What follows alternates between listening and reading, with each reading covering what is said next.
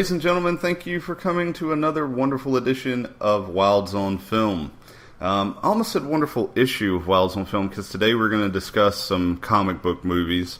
And for this purpose, I have acquired a special guest today to discuss the Spider-Man franchise with me, my good friend Ulysses. How you doing, Ulysses?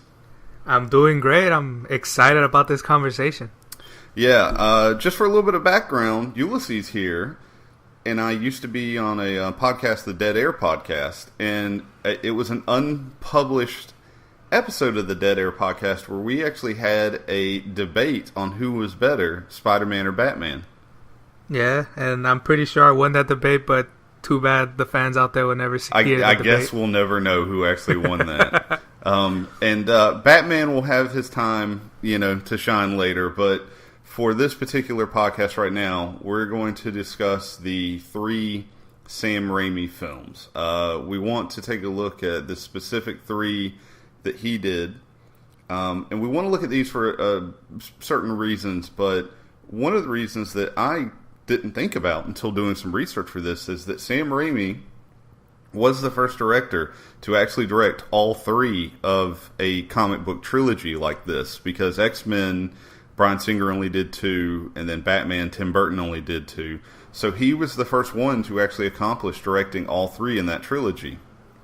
Oh, wow. I didn't know that. Yeah. So let's give a little background real quick. Is there anything that you specifically feel like you need to tell the audience as far as your background with Spider-Man or what you do? Yeah. Spider-Man has been my favorite hero since I was a little kid. That was probably the first comic I've ever read, actually. The first video game I actually played was a Spider-Man beat-em-up called Maximum Carnage for the Super Nintendo. That's a great game. It is a great game. And, I can't explain how much I love Spider-Man, because just the simple fact that was probably the first superhero I had a strong connection with. So, yeah, I can't wait. Okay, cool. All right, so Spider-Man is the movie rights property is owned by Sony Pictures. And it's kind of interesting because this particular first Spider-Man movie was actually in development in one form or another since 1988. At one point, there was actually rumors that it was going to end up going to Columbia Pictures, which was kind of interesting. There were many different people who were looked at for directing it, but they actually decided on Sam Raimi because he was such a comic book fan. Apparently, Sam Raimi has a giant collection of comic books, which I did not know that, and that's kind of cool, but it makes sense. Oh, wow. It's good to see that the Spider-Man movies were in possession of a fan. Right. On the contrary point to that, Tobey Maguire had actually never read a comic book before, according to one of the articles I found, until he actually accepted the role of Spider-Man. So he had to do some studying on what to do for the character? Yeah, I guess. One of the things that I kind of want to point out here, and I don't want to spend too much time on, is I like Sam Raimi's movies. I'm a fan of the other stuff he does. He has a lot of movies that I've really enjoyed, including the Army of Darkness, Evil Dead, and then I actually, not too long ago, saw Drag Me to Hell, which I actually thought was a decent movie. Sam Raimi's oeuvre, I've only seen the Evil Dead movies and the Spider-Man trilogy, but I've heard that his other indie movies are fantastic, so I've been wanting to give those a watch for a long, long time. Right, and you should. One of the things that I think is kind of interesting too is that for the writing credits, which something I kind of like to look at, each movie we have Stan Lee and Steve Ditko given writing credits for the movies, because pretty much everything that's done in all 3 movies in some way or another is based off stuff that they wrote for the original comic.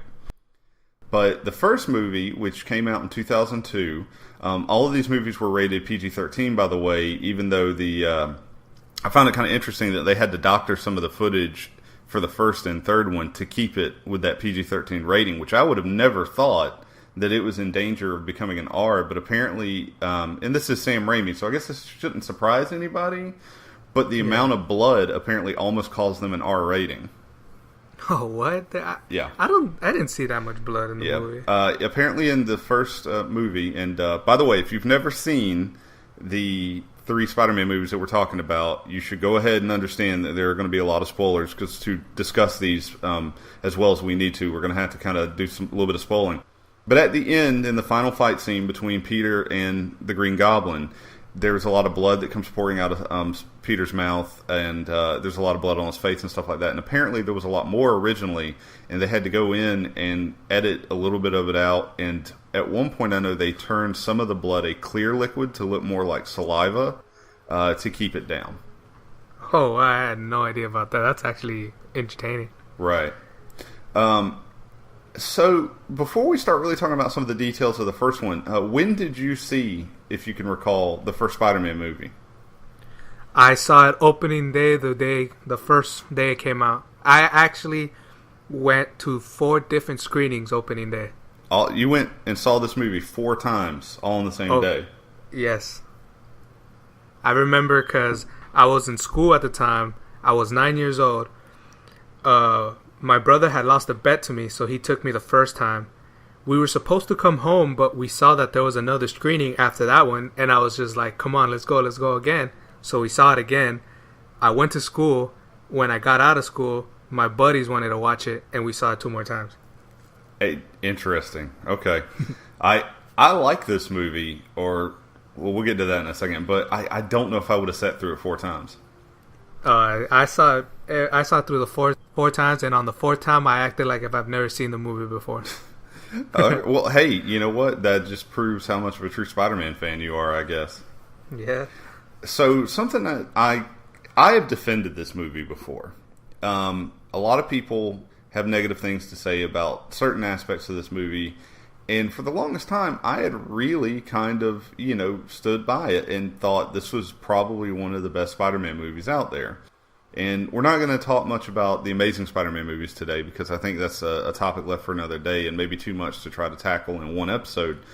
But I still kind of had that feeling until recently rewatching it. And one of the things that I did that may have actually been a mistake on my part is I actually pulled up a guide that showed you all the little continuity errors and mistakes in the movie. And okay, for anybody who doesn't know, there are a ton in almost any movie. There's a ton of little things like clothes disappearing, background people not being there when they should, different, a car drives by and you see one image on the right, and then when it turns to the left, it's a completely different image, stuff like that. And that's just filmmaking, right? But Spider-Man, this 2002 version of Spider-Man has a ton, and I mean a ton of just little mistakes like that. And the one that I noticed the most rewatching this movie a couple weeks ago was that there are a ton of parts where characters say something but their lips do not move. Did you notice? Did you notice this in the film? No, what do you mean? Explain. I like to know. Do you recall any scenes? Yes. Okay. The majority of them are with the Green Goblin, and the reason for this is, he was wearing the helmet that looked like a reject Power Ranger villain costume. And because there's this mesh part over the helmet, you can still see when his mouth is moving. Yeah. But they had him re-record a lot of his lines. And there's one specific one where after he's knocked Spider-Man up and he quotes something to him and he says, hey, you had to get up at this point or something like that. You can tell that's not what he actually said.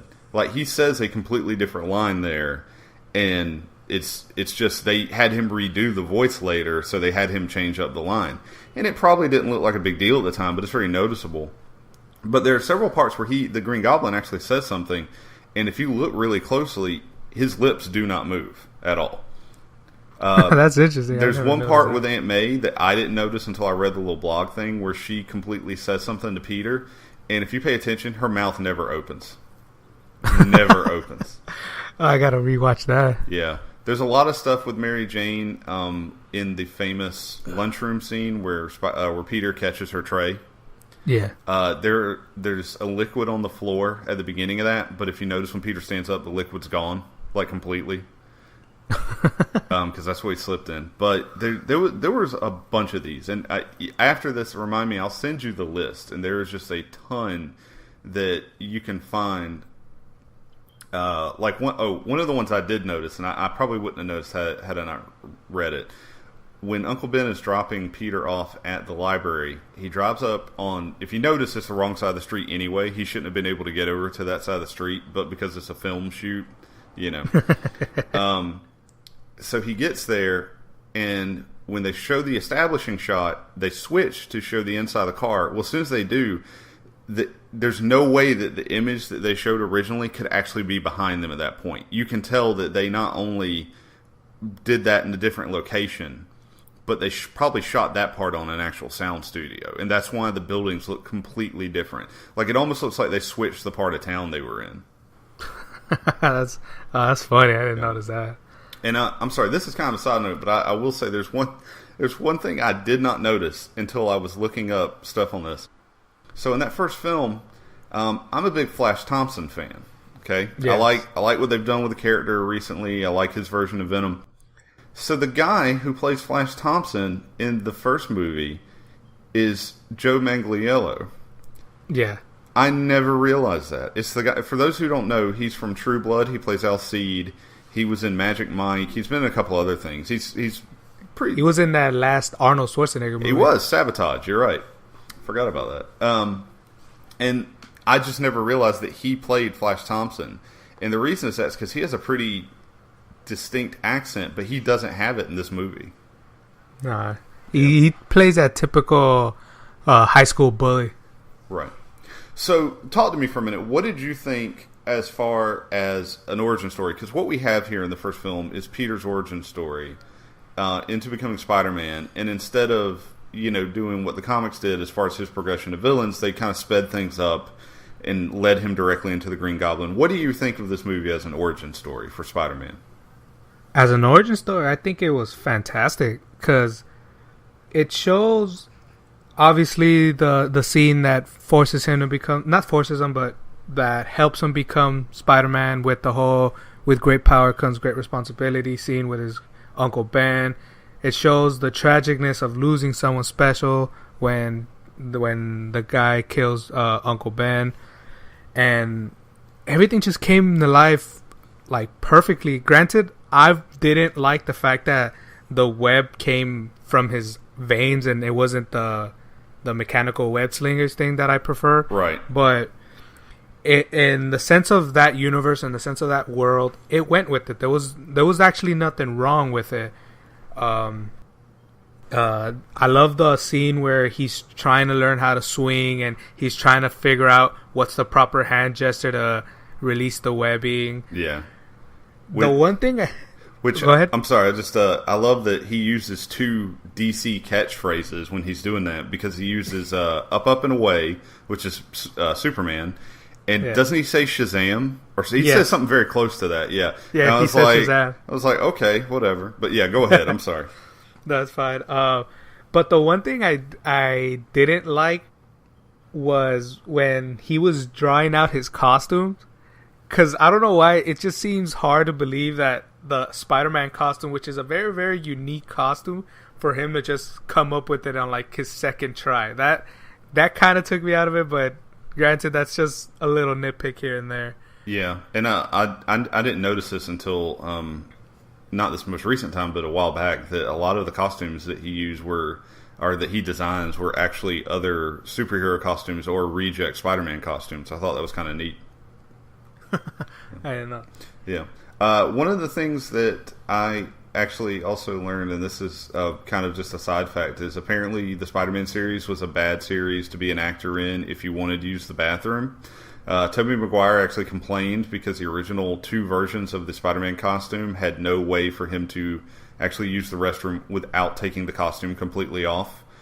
And when we're going to get to this in a minute, but Topher Grace, when he was playing Venom, the Venom costume, they wouldn't allow him, well, I say wouldn't allow him, he agreed not to drink water during the shooting because there was no way for him to use the bathroom without completely taking the costume off. So they were trying to cut down on the number of times that they had to take him out of the costume and put it back on, because apparently his costume took a lot of work to get in and out of and get the makeup exactly right for. And they had to keep splashing him with water to give it that kind of sheen. That's amazing. So it's not like the Ninja Turtle movies. Right. Not only did they not let him drink water, but they were splashing it on him as if to taunt him with it. That's amazing. Right.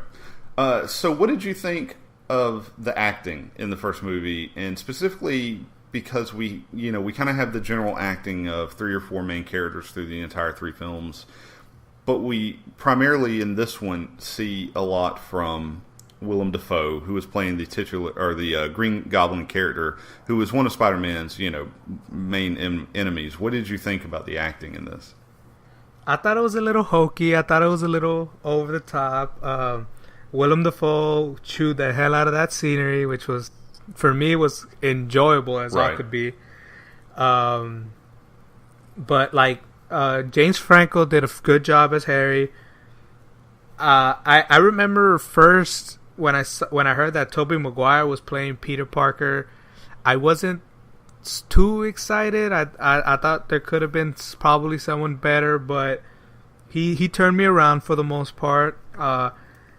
Kristen Dunst, I never did like her as Mary Jane. I thought all she was there was just for eye candy, and she wasn't that great of an actress in this movie. Aunt May, on the other hand, I thought she was fantastic. I thought she was just wonderfully, beautifully done. She's just that grandmotherly figure that you can't help but just hug her every time you see her. Yeah. But like the dialogue and everything, it came out a little comic booky, which I guess that's what they were going for. But if you want to translate it to a movie, you kind of have to change it up a bit, I believe. But other than that, the acting was pretty good. Like, it was enjoyable.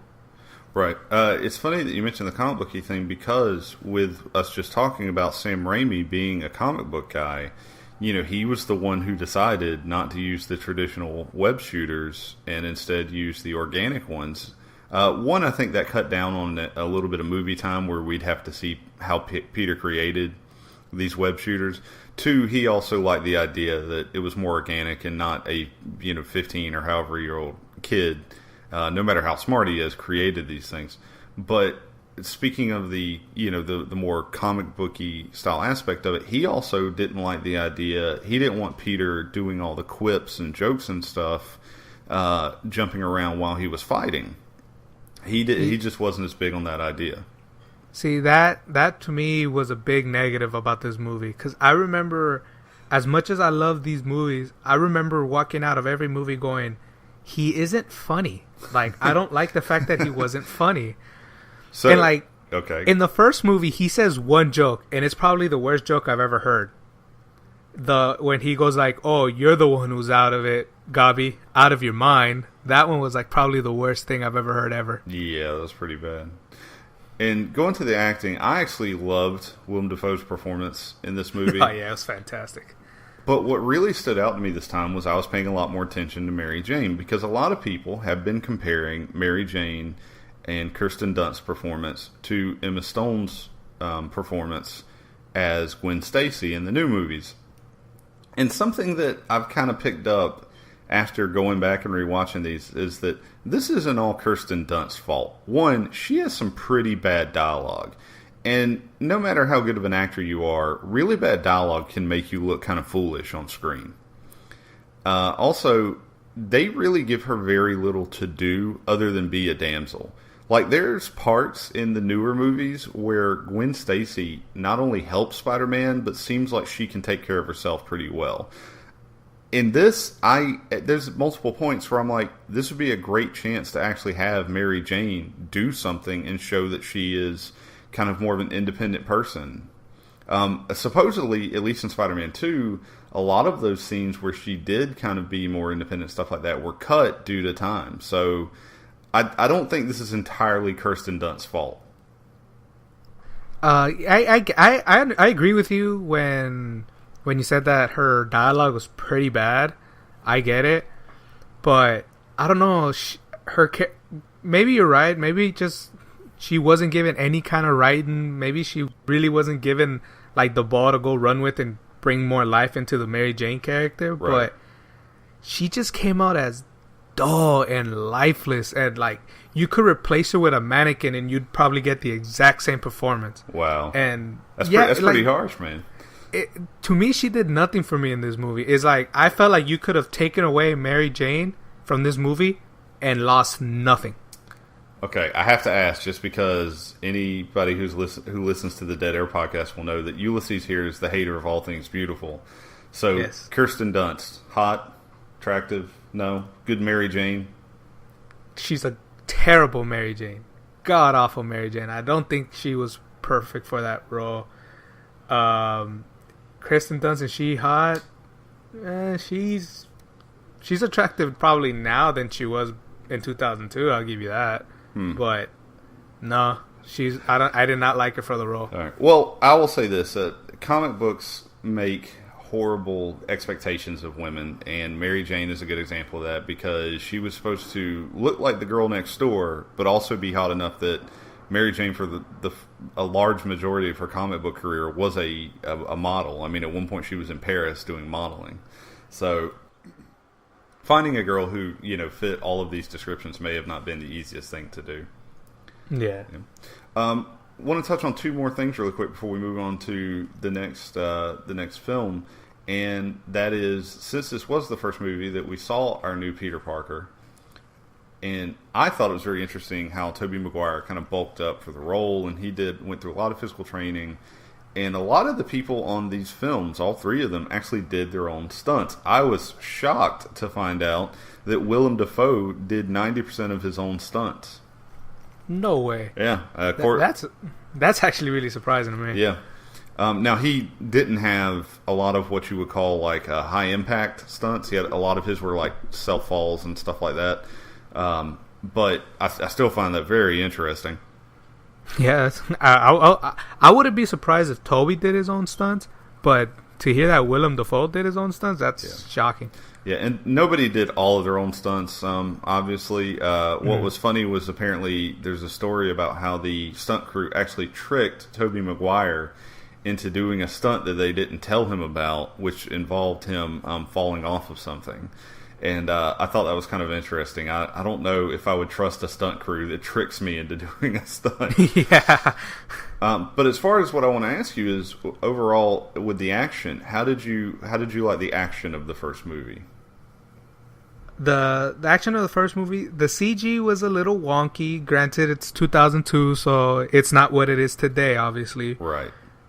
But I could distinctly remember as a 9-year-old Ulysses watching this movie, thinking, I could. The only thing I was going through my mind is this is how I imagine kids that saw like the first Star Wars movie, where it's like, oh man, this is so realistic, or like this is like the greatest thing in cinema ever. Right.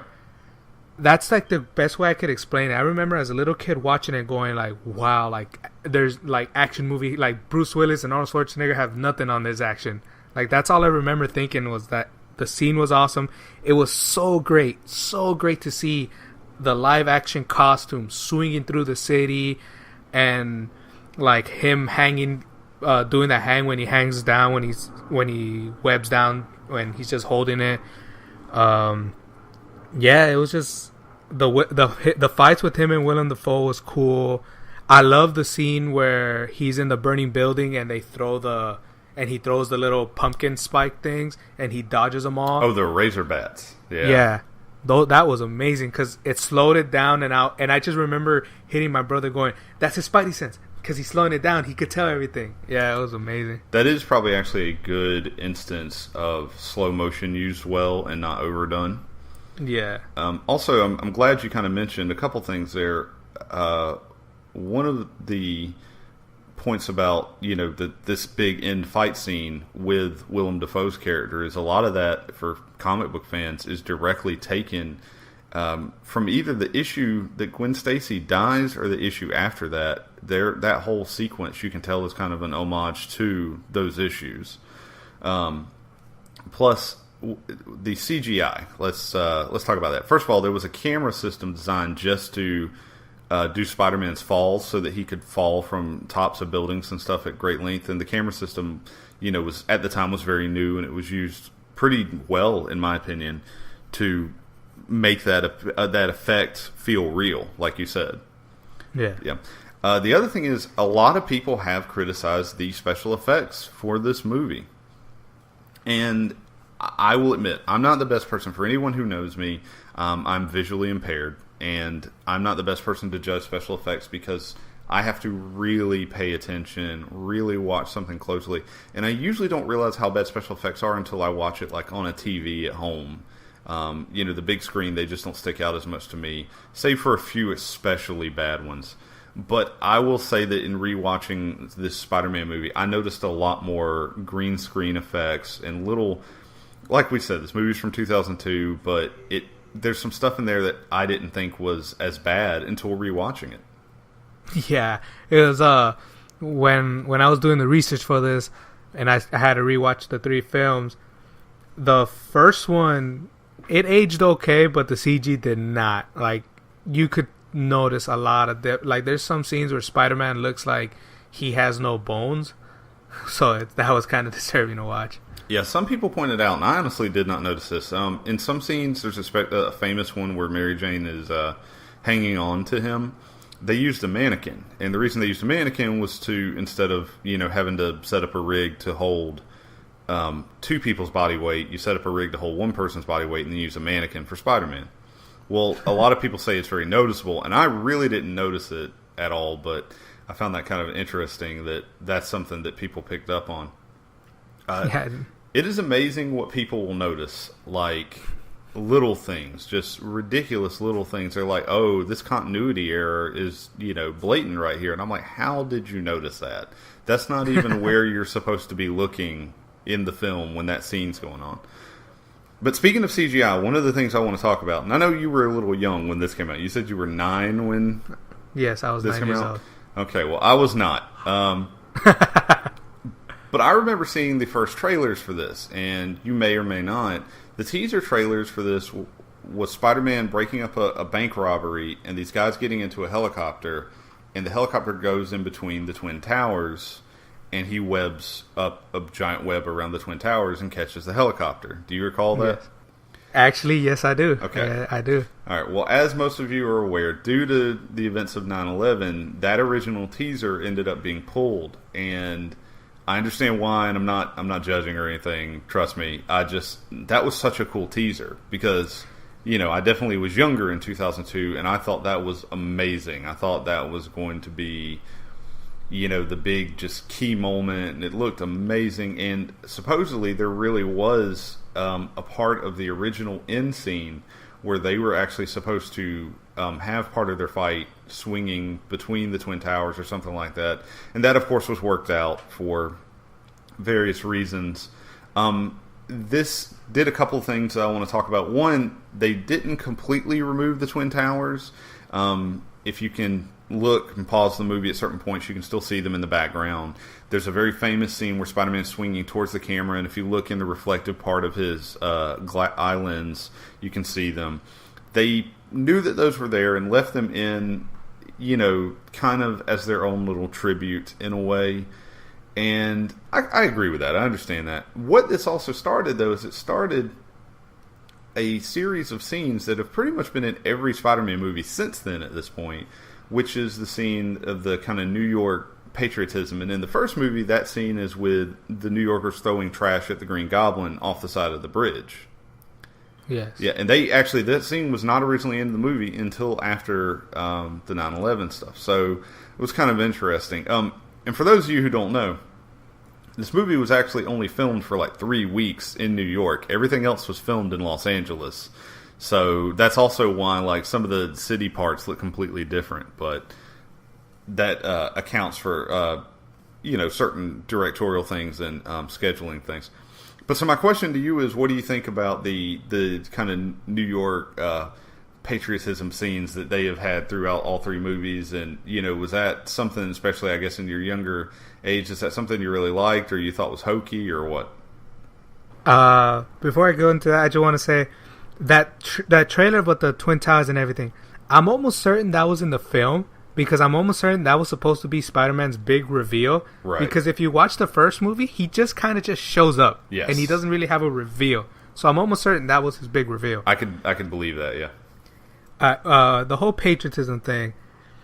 The first movie, I was all for it. Because we just come off the tragedy. I think there's a scene where he swings on a pole and you see a big old American flag and everything. Yeah. I remember in the theater I was, at least twice, people clapped for that scene, which it was a nice gesture. The scene where the fans have his back and everything, it was like, all right, cool, America. But the more it kept going, and like on the second one, they do the same thing. They have a shot of him with the American flag on his back. Right. Sorry. And there's also the scenes where the New Yorkers have his back, and it's like, okay, we kind of saw that in the first film, but all right, keep going. But when they did it for a third time, it's like, okay, this is enough already. Like, yeah. You're kind of trying to hammer it in when you don't need to hammer it in. But I don't know whose decision was that. I don't know if it was Sam Raimi. I don't know if it was a producer.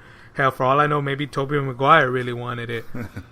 But whoever's decision was it to make it for 3 straight films did a wrong decision there. I thought for the first film was fantastic. It really helped boost morale, I guess. But by the third time, they really shouldn't have done it. Yeah, I think they took it a little bit too far. I agree, and I'm not knocking patriotism here at all. Especially, New Yorkers are pretty serious about their city. But yeah. Also, we should point out, and briefly, that this continues even into the Amazing Spider-Man films. There are similar scenes in both of the current Amazing Spider-Man films. Yes. I think that this type of stuff does happen in the comics. There's a precedent for it in the comics because a lot of the New Yorkers in the comics hate Spider-Man, and a lot of the New Yorkers of the comics, will stand behind him. You have those people that's like, oh, well, Spider-Man saved my cat once, or I watched Spider-Man rush into a burning building to save a little girl, and that's stuff they do in the comics a lot. So I don't mind it as much, but I'm kind of agreeing with you. It almost becomes like a trope in a way where, like, okay, well, it's a Spider-Man movie, so eventually he's got to go save a little kid, or he has to, like, have the city, defend him in some way. Which, again, if done well, I don't think it's bad. But this actually leads kind of into the second film because, as we were talking about, there's the infamous scene on the train with Spider-Man, and where the New Yorkers try to stand up against Doc Ock to save Spider-Man. So let's talk a little bit about Spider-Man 2, which was released in 2004. Again, we discussed the director for all 3 of these is Sam Raimi. However, it was an interesting change in writers. The writer for the first film was David Kopp, I think is how you pronounce that. And he was apparently not brought back except to do a little bit of doctoring on the second film. The writers for this one, some people may actually recognize their names, are Alfred Goh and Miles Millar. The reason those names might sound familiar is for anybody who's watched Smallville. They were the main showrunners and writers for, I believe, the first 8 seasons of Smallville. Right. And then once they had done their initial script, apparently Sony wasn't incredibly happy with the way it turned out. And I'll get into that a little bit. There's a lot of hey, this changed over time. But Michael Chabon was brought in, and most people probably know him as the guy who wrote the John Carter of Mars movie. But for anybody who does a lot of reading out there, he has a great book called The Adventures of Cavalier and Clay. I'm not sure if you've ever heard of that one. No, I've never heard of it. It's basically a superhero-styled book, and it's probably one of the best-written superhero-styled books.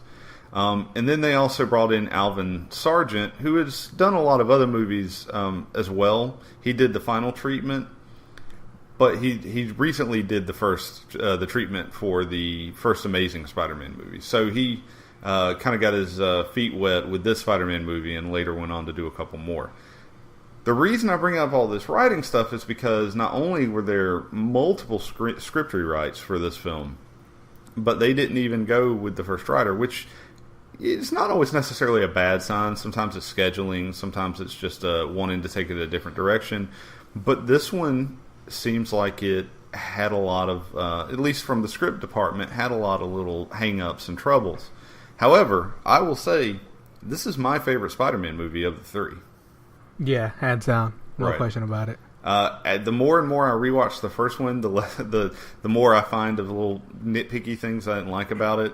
And we'll get into the third one in just a few minutes here. But the second one, to me, has some of the best moments in Spider-Man's film history.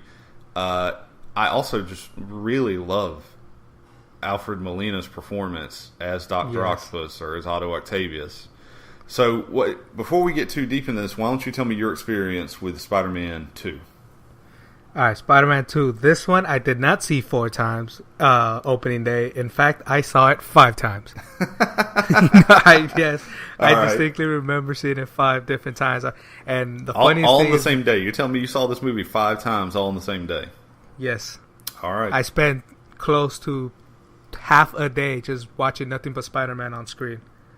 It was amazing. Did you pay for each of these 5 tickets? I only paid for one because I had my mom take me for one, my dad take me for another, my brothers each took me each individual time, and then I went by myself, and I paid for that one. I'm sorry, wait, what did you just like line them up and being like, you're taking me at 11, you're taking me at 2:30, you're taking me at 5:30? Actually, it's close, but I remember waking up and going, oh man, I wish I could see this movie, and my mom's like, you want to go? I'm like, hell yeah. So yeah, she takes me, I come back, I'm watching TV with my dad, and my dad sees the commercial, and I was like, oh, I can't wait. And he goes like, we haven't gone to a movie in a while, have we? And I'm like, no. All right, let's go. Same thing with my other 2 brothers. It was fantastic. I'm starting to think you might be a little bit manipulative, Ulysses. I'm just letting you know. Okay. Jokes aside, though. So you see the movie 5 times. What are your initial impressions? I thought it was fantastic. I love seeing, like, this is gonna sound kind of cruel, but I love seeing the struggles of Peter Parker. I thought that was they had like the early parts of it in the first film, but they really cemented it in the second film. Just truly the struggles of being a hero and having to put your priorities in order. I love that he was sacrificing his personal life, his school life. Hell, in all honesty, Peter Parker was sacrificing Peter Parker's future just so Spider-Man can have a future. And that thought alone was fantastic to just keep on thinking about, was that the right choice? Is that the way you should do it? In such a movie, to have someone walk away with such complexing thoughts as what? This movie came out in 2004. I was a little bit older. I was 11, I believe. That was just fantastic to just keep thinking about that as an 11-year-old. And then Alfred Molina, to see him as Doc Ock was fantastic. He is probably one of my favorite villains on screen in a comic book movie, probably next to Magneto or Heath Ledger's Joker.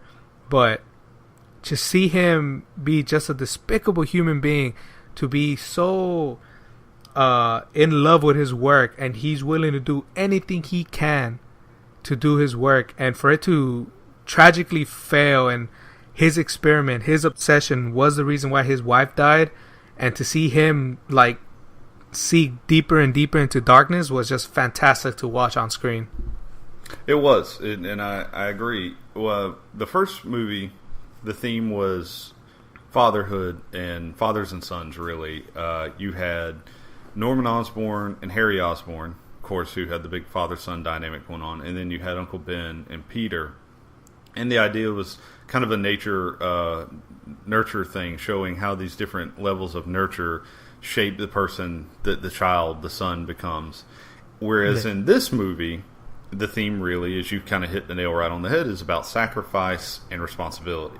There was a huge level of responsibility, and part of that was, this was an homage to the Spider-Man comic, Spider-Man No More, which I believe was Amazing Spider-Man number 50, where the iconic image of Peter Parker throwing the suit into the trash can in that alleyway. And that's very important because if you notice in Spider-Man 2, they almost recreate that comic book cover in the film. Which was fantastic to see. Yeah. For those of you who don't know, if you look at a lot of the pictures that Peter Parker takes and hands off to the Bugles, or like there's one scene where they're looking at pictures of Doc Ock and trying to think of a name for him. In each 3 of the Spider-Man movies, a lot of those pictures that they use, I think in Spider-Man 3, one that Eddie Brock hands over, they're all recreations of famous comic book covers. Or, like, one of the ones of Doc Ock is actually a Alex Ross drawn Doc Ock picture. So, ooh. Yeah, I noticed a couple of them the times I watched through the movies, but the others I had to actually look up. Also, real quick, the alleyway in which Spider-Man leaves his suit in the trash can is originally supposed to be the same alleyway that he and Mary Jane did that kind of upside-down kiss in the first movie. And parts of that set were used, but I believe it was Sam Raimi who said he felt like the point didn't get driven home and he didn't want to linger on it. So that was kind of interesting. Yeah. I love that. I love that you brought up the scene where they're trying to make a name for Doc Ock. Did you catch one of the jokes that they did? Like one of the little Marvel comic book jokes? Well, no, they wanted to call him Doctor Strange at one point. I didn't catch that until I started watching, and when I heard that, I started laughing. Yeah, I thought that was a cool little nudge. There are a couple things like they actually, if you pay attention in the first film, they mention Eddie Brock because they're talking about Spider-Man. They're like, Eddie's been trying to get a picture of him for months, and then Robot Master, whose real name is like Mendel Strong. If you listen when he goes to college, they mention a Dr. Mendel Strong or Strom. I think it's Strom, but. There's a lot of little references. Did you know his landlord in the second and third one is named Mr. Ditkovich, which is after Steve Ditko?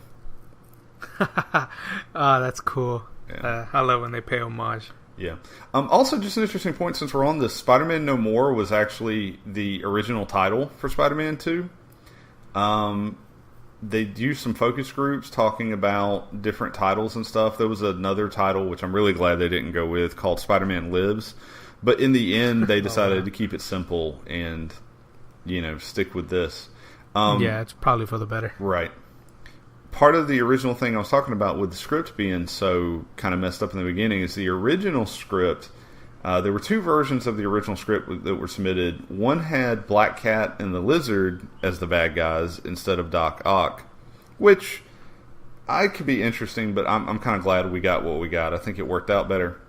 Yeah. But the other script, actually, that they didn't like was written partially... There are 2 scripts, I'm sorry, past that.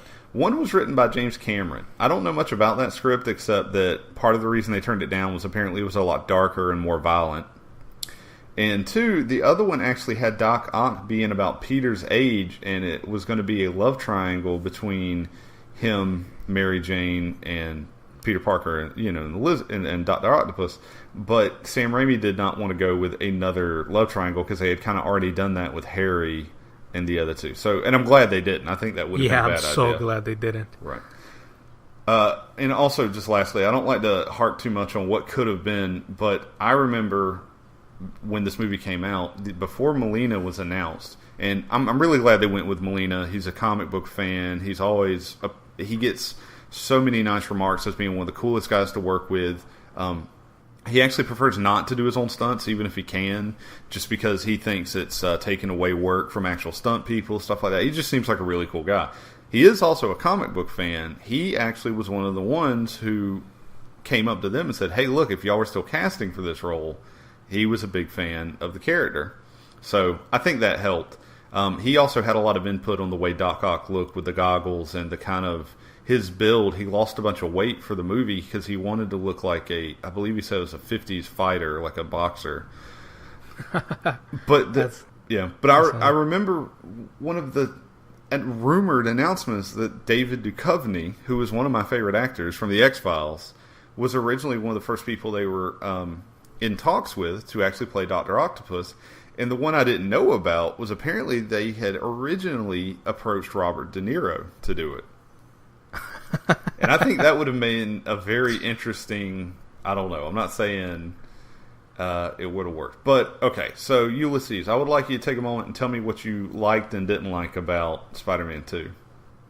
All right. What I loved about Spider-Man 2, I love the inner fight between Spider-Man and Peter. I thought that was amazing, seeing which side would win. I loved Andy Molina. I absolutely loved the train chasing scene when he's like sliding on the floor and he's webbing and he's trying to catch up to it. Right, yeah. I thought that was fantastic. There's very little I don't like. This is not going to be a shocker to anybody, but I still didn't like Mary Jane. I still think she was just there just to be there.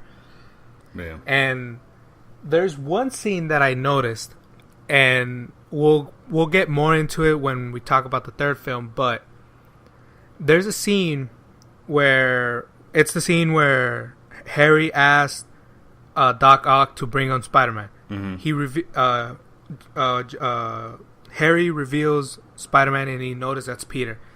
And when Spider-Man goes saves Mary Jane, Doc Ock looks at him and the first thing he yells is, "I knew Osborn didn't have the spine to kill you." And after this, Mary Jane finds out that Peter Parker is Spider-Man. Sure.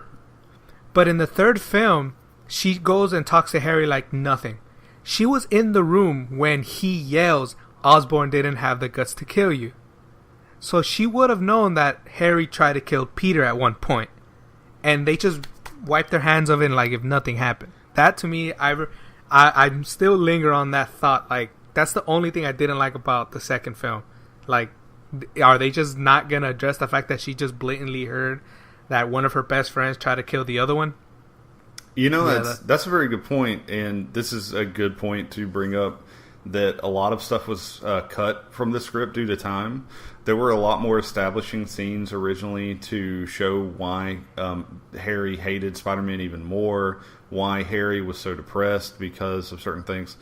In the scene where he tries to kill Spider-Man, if you notice when Harry picks up the knife, it makes the sound of him unsheathing the knife, but he hasn't unsheathed it yet. And he actually unsheaths the knife right after. So you hear that sound like twice back to back. But there were also scenes cut with Mary Jane, which were supposed to kind of show, too, her descent, why her and Peter's relationship was so strained. And there was a lot of stuff that Sam Raimi said, like, going back and watching it, he realized there's a lot of points that were actually in the script or stuff that he had, made notes to put emphasis on, completely got left out. And I think that what you just brought up may have been one of the victims of, hey, we were going to address that, but, Yeah. That's a very good point, though. I had never actually thought about that, and you were completely correct. She is in the room when he says that. I did not think about that. Yeah, I just heard that, and I was like, okay, because I know what happens in the third film, so I'm like, are they just never going to address it? And they never did. That's a very good point. Yeah, I don't know. There's a lot to this film. There's a lot going on, and Mary Jane, unfortunately, is probably still one of the weakest points. But that, again, I'm not completely blaming the actress on this as much as I'm blaming her. She is written in really as an object to be fought over, especially with the wedding, and as a damsel in distress. And I just think that was poor female, writing for a female character. So I'm not going to blame her quite as much. I don't know why, but when they brought in John Jameson in the second movie, I actually thought, okay, so if they do Venom, they'll do it the right way. And they'll do it the way they did it in the cartoon, where he goes into outer space, and brings it back, right? For those who don't know, real quick, the 10-cent revision of this is, in the comic books, Peter goes to fight this war in outer space, and he gets a new suit, and that's actually Venom. But that would take way too long to try to do in the movies, and I never expect them to try to do that. So in the cartoon, the way they simplified this, and what I think was probably the best avenue for doing this, is it gets brought back on a spaceship with John Jameson. And when we get into the third Spider-Man movie, we'll discuss how they kind of ruined that with us. But John Jameson was suspected to be another villain because he does later become Wolfman, I believe. who is another classic Spider-Man villain. Yeah. And speaking of classic, the hospital scene. Once Dr. Octopus attempts this experiment, things go wrong. The chip on the back of his neck gets his arms to start talking to him. When he wakes up in the hospital and his arms are pretty much killing everybody for him, that scene is very interesting for two reasons. One, if you've ever seen some classic Sam Raimi films, that is very much Sam Raimi. You can tell that's his fingerprint all over it. It looks great. It's probably one of my favorite scenes in that movie. Two, that scene was actually not supposed to be in the movie. That was one of their arm tests. It was the test for the each of Dr. Octopus's arms had a puppeteer. Alfred Molina actually named each of them, and and they had their own like mannerisms. Like if you notice, the top left tentacle, I believe, is the one he called Flo, and he called that because it was his mothering tentacle, where it would remove his sunglasses and hand him the sip of drink, and I believe it's the one that catches the bag of money when Spider-Man throws it at him. But, I didn't know that. Yeah, but so they put a lot more work into this than what we usually see from the movie, which is kind of neat. But that scene originally was just supposed to be a special effects test, and they liked it so much they kept it in the movie. So I thought that was kind of neat. I like that scene because Sam Raimi went real Evil Dead on that scene, and I thought that was just a great little throwback to Sam Raimi's directorial style. Yeah. Yeah, the only scene, this is probably my favorite movie out of these three, and the only scene that I kind of sometimes wince when I see is the train scene. A very quick thing on this train scene is if you live in New York, you probably noticed that there, since about, I think not the mid-'90s or early 90s, there have not been any above-ground rails in New York on Manhattan. And so they actually had to go to Chicago to film that scene to get to an above-ground rail car. And they purchased, the film studio purchased the rail car just in case they, wanted to destroy it or whatever. So I thought that was kind of neat. But that scene is actually just a little bit, I don't know about you, Ulysses, but that one's a little bit too cheesy for me at times. I know we were kind of talking about this already. I loved it. It's cheesy, but it's just like a well-cooked pizza. It's just the right amount of cheese. Just a little bit of reference point. The two kids that hand Spider-Man his mask back in that scene are actually Tobey Maguire's nephews. Oh, nice. Yeah, thought it was interesting.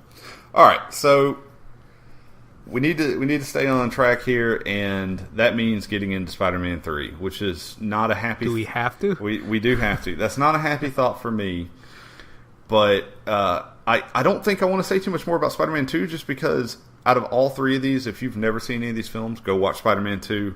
It's my favorite. I saw all three of these films on their midnight opening, and that's the only one I really walked away from truly being glad I stayed up the extra hours and went out and braved the crowds to see that one. However, Spider-Man 3, on the other hand, was one I was like, I could have stayed home and played Halo. It came out in 2007. Once again, director Sam Raimi. Sam Raimi actually was the writer on this one. He was the main credited writer for this one, along with Alvin Sargent, and they had Ivan Raimi, who was Sam Raimi's brother, do kind of a script doctoring on it. And just for a small bit of trivia, this is also the only film that all four Raimis were involved in. All three Raimis were involved in. So you had Sam Raimi and Ivan Raimi doing writing, and Ted Raimi, who plays Hoffman, was in the film as an actor. So all three were involved. Yeah, that should never happen again. All right, so first thing I noticed, and I noticed this in the theater, but I want to point it out. This is the longest of the three films. Yes, and it was the one that took the longest to make. Like, the other ones was made in 2002, which 2 years later, the second one came out. 3 years later, this one came out. So you would assume that extra time would go into fine-tuning this movie. Right. Well, you would assume that, but if you don't know, there were a lot of problems. First of all, a mixture of A.V. Arad, who is a producer from Marvel, and he helped on all these films, and Sony Pictures demanded that Venom be put in the film. And there's kind of some speculation about how far this goes and who you believe and all that. But we do know that Sam Raimi in the beginning was completely against this idea, and they pretty much kind of pushed him, and then he continued to say publicly that he was against the idea in an attempt to keep fans and press from finding out that Venom was actually going to be in the movie. They actually changed around a lot of stuff, like when they hired Topher Grace to play Eddie Brock, they specifically left off that he would also be in the Venom suit. You know, they did a lot of stuff. Funny enough, all three of these films, whenever they were sent, they were worried about pirating of these movies, which makes sense. They were all sent under different names, so none of the films actually arrived under the name Spider-Man. That's funny. Yeah. If you didn't know, this originally was supposed to be 2 films at one point, and I think probably actually would have been better. Like, I think they would have actually made the films a little bit better if they were 2 films. Yeah. Probably. That movie really does look like 2 films just ran at each other and created one movie. Right. And originally, Sam Raimi's first script that he was working on before Venom was added, the villains would have been Sandman, the Lizard, and the Vulture, with the Lizard having a very small part. So, I'm not going to say that would have been better. I personally like the Vulture. How do you feel about the Vulture as a villain? I'm not too familiar with the Vulture. I did like how they portrayed Vulture in the 90s animated cartoon. Right. Like, I thought that was interesting. But it's funny because, like, I'm not the biggest fan of the Vulture, but I do have the perfect casting for the Vulture. I've always wanted Ben Kingsley to play the Vulture. That's who they were trying to get. Oh man, that would have been fantastic. And I believe he would be perfect for the role. I think you would need you'd need 2 actors. You would need an older Vulture, and then you'd need a younger Vulture if you wanted to do him the kind of that way, like we were talking about with the comics and everything. One thing that I think really hurt this film, and this is something I didn't know until I was reading about this, is that they had an original kind of cut without all the CGI in it of the film that they showed to some test audiences. And a majority of the audiences actually claimed that the film did not have enough action, so they went back and added in a lot more fighting.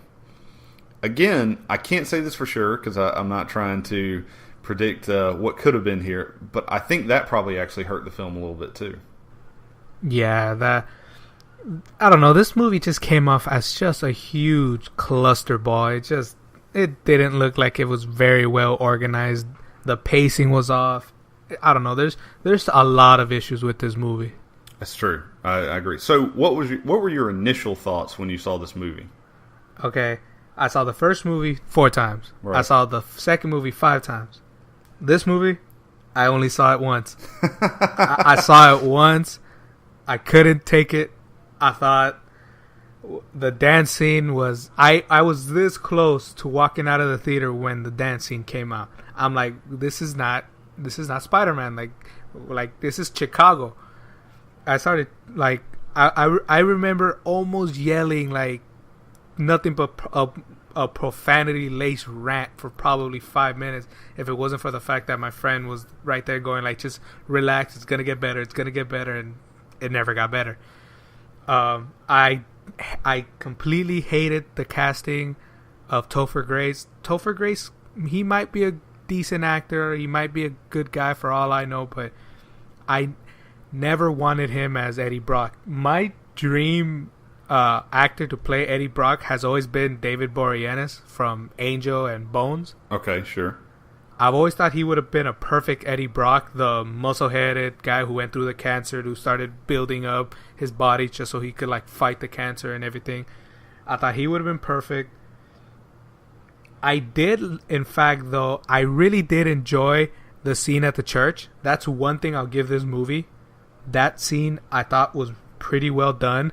It's dumb that Eddie Brock asked God for a hit, pretty much, but I like the scene where Peter's fighting the suit off and then it lands on Eddie.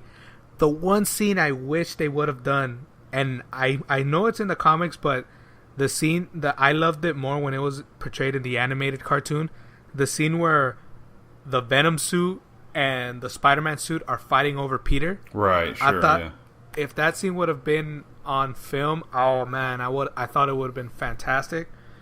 That's a pretty iconic scene too. Yeah, I thought for me, for that scene to not have been there was a huge slap to my face because I'm like, oh, I thought these movies were for me, the Spider-Man fan.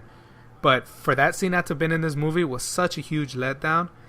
And another letdown, Steven, I want to ask you this question. What is your thought of the black suit as portrayed in the movie? It didn't look horrible. You're talking about when it's on Peter Parker, right? Yes. It didn't look horrible, but I thought it could have looked better.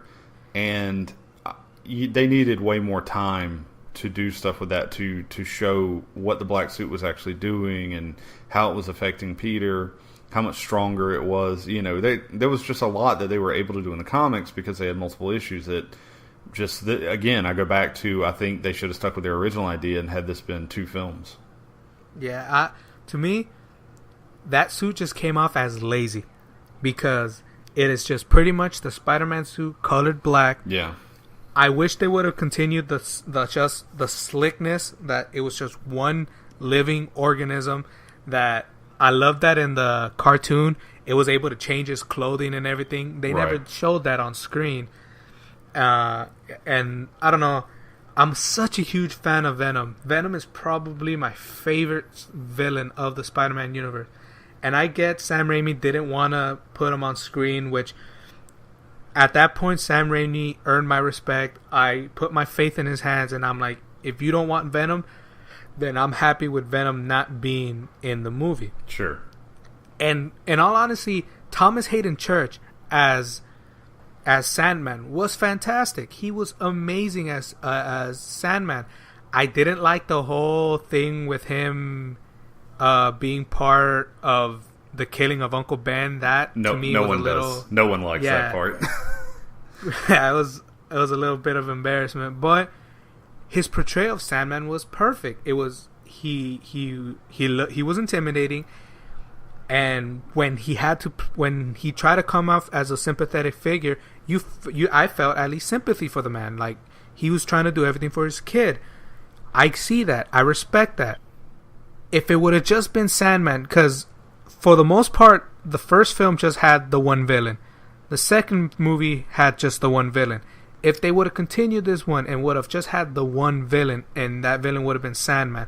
We'll get into Franco in a bit, but if Thomas Hayden Church as Sandman was just fantastic, I thought that was amazing. I don't think there would have been someone else better because I loved his portrayal. But it just sucks that this movie is stained by Venom, by everything Venom in this movie. I can't really disagree with you on that. I am a huge Thomas Hayden Church fan. I've loved most of the performances I've seen him in. He did a lot of physical prep work. He did very strenuous, trying to bulk up for the role because he wanted to look the part. And he also did a lot of mental prep work, according to some bios I read about him, as far as he knew he was supposed to be the kind of misunderstood monster, the way that Raimi had explained it to him. And he went into the comics and read some about Sandman and about his whole plot with his daughter and everything. But then he also went and researched other cinema roles that were like that. And I think that was very cool of him. You know, it's great when you see an actor doing a lot of prep work just for this one role. Yeah, and the reveal of Sandman when he's in that chamber and they mess with his DNA in the sand, and when he comes up from the sand, that was fantastic. That was such a beautiful thing to watch on screen. That was fantastic, and I can excuse it because it's a comic book movie, but when the guys are like, I think it's the scientists are like, was that something? Nah, go ahead. What scientist says that? Like, they're like, oh, it's probably just a pigeon. Right, exactly. I was like, no, come on, guys. Anyway, in case anybody didn't know, they also, part of the reason the filming took so long is there's a lot of reasons, but it also took them almost 3 years just to design the effects for how they wanted Sandman to look. And due to they used sand in as many parts as they could, like natural sand, but due to some thing that they ran into with filming in New York, there were certain parts, like with the truck robbery, where they actually had to use like crushed corn or something like that because they couldn't actually use the amount of sand they wanted to because of some law. And it's funny, apparently all of the actors, like between takes, were eating on it, and so they had to keep like bringing more in. I was like, okay, whatever.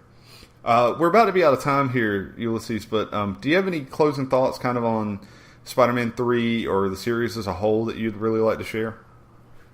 A little joke side note. I love that Bruce Campbell comes out on all 3 of these films. Isn't that amazing? I wanted him to be revealed to be Mysterio. That was my dream at the end, was for him to be revealed that he's Mysterio and he just has this petty, vindictive thing against Peter Parker for whatever reason. That would have been fantastic. That was fantastic just to watch those. In the first movie, I love Macho Man coming out as Bonesaw. That was amazing. Do you know why so many wrestling fans actually thought that was funnier than probably what most people get? I know, most people, even if you're not a wrestling fan, you probably know who Macho Man Randy Savage was. But he actually used to wrestle way early in his career under the name The Spider. So that was even funnier. Oh, that's amazing. But yeah, like, closing thoughts on the Spider-Man franchise as a whole.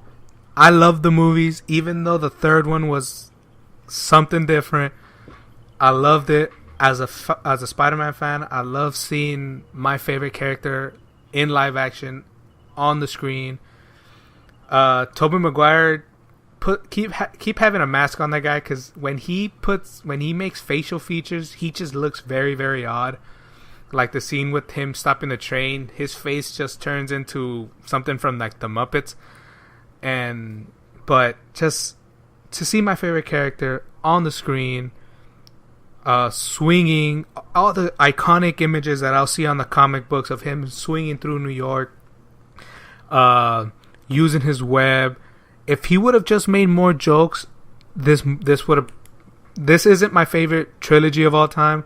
But if he would have been funnier, if Spider-Man 3 would have been a lot better, it probably would be my favorite movie trilogy of all time. Okay. I can't 100% disagree. I think that this trilogy could have been better. And like I said, Spider-Man 2 is still probably one of my favorite comic book movies out there. But I definitely agree. It needed more, and it really didn't need the third film. But as far as things go, if you agree with or disagree with Ulysses, you can find him on social media to discuss this with him. Where can they find you at, Ulysses?